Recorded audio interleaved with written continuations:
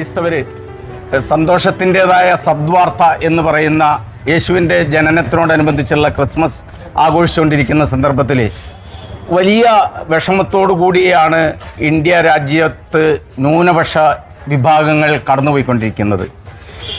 വലിയ പ്രതിസന്ധികൾ അവർ നേരിട്ടുകൊണ്ടിരിക്കുകയാണ്. അങ്ങനെയുള്ള ഒരു കാലഘട്ടത്തിൽ ഇതുപോലെയുള്ള കൂടിച്ചേരലുകൾ അതാണ് നമുക്ക് പ്രതീക്ഷ നൽകുന്നത്, പ്രത്യാശ നൽകുന്നത്.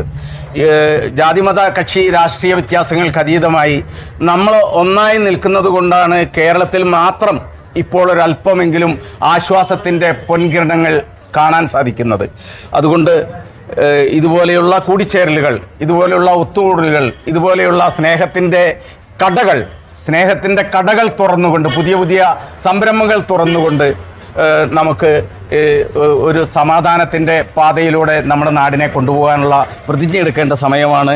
ഞാൻ രണ്ട് വാക്ക് പറയാൻ, നമ്മുടെ നിയുക്ത ഗ്രാമപഞ്ചായത്തിൻ്റെ പ്രസിഡന്റ്, അദ്ദേഹം എല്ലാവർക്കും പ്രതീക്ഷയുള്ള ഒരു വ്യക്തിത്വം കൂടിയാണ്.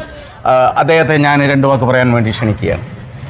ബഹുമാന്യനായ കെ ന്യൂസിൻ്റെ പത്രാധിപർ ഉമ്മച്ചൻ, മറ്റെൻ്റെ സഹപ്രവർത്തകരായ നാട്ടുകാർ, സഹോദരന്മാരെ, ഇവിടെ സൂചിപ്പിച്ചതുപോലെ ഇന്ന് ലോകത്തെ മുഴുവൻ ക്രൈസ്തവരും രാജ്യങ്ങളും ഇന്ന് ക്രിസ്മസ് ആഘോഷിക്കുക. ഇവിടെ സൂചിപ്പിച്ചതുപോലെ തന്നെ ക്രിസ്മസ് എന്ന് പറയുന്നത് സ്നേഹത്തിൻ്റെയും സന്തോഷത്തിൻ്റെയും ഐക്യത്തിൻ്റെയും ഒരാഘോഷമാണ്.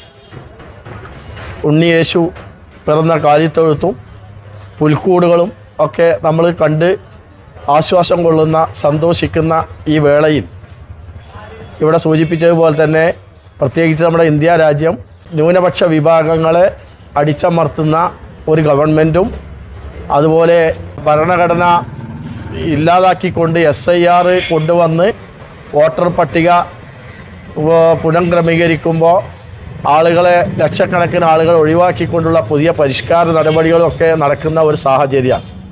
ഇന്നിപ്പോൾ ഉന്നോവ കേസ് പ്രതിയെ കോടതി ശിക്ഷ മരവിപ്പിച്ച സാഹചര്യം നമ്മൾ ഞെട്ടലോടെയാണ് കേൾക്കുന്നത്. അപ്പോൾ ക്രൈസ്തവരും ന്യൂനപക്ഷങ്ങളും ഇന്ത്യയിൽ വളരെയധികം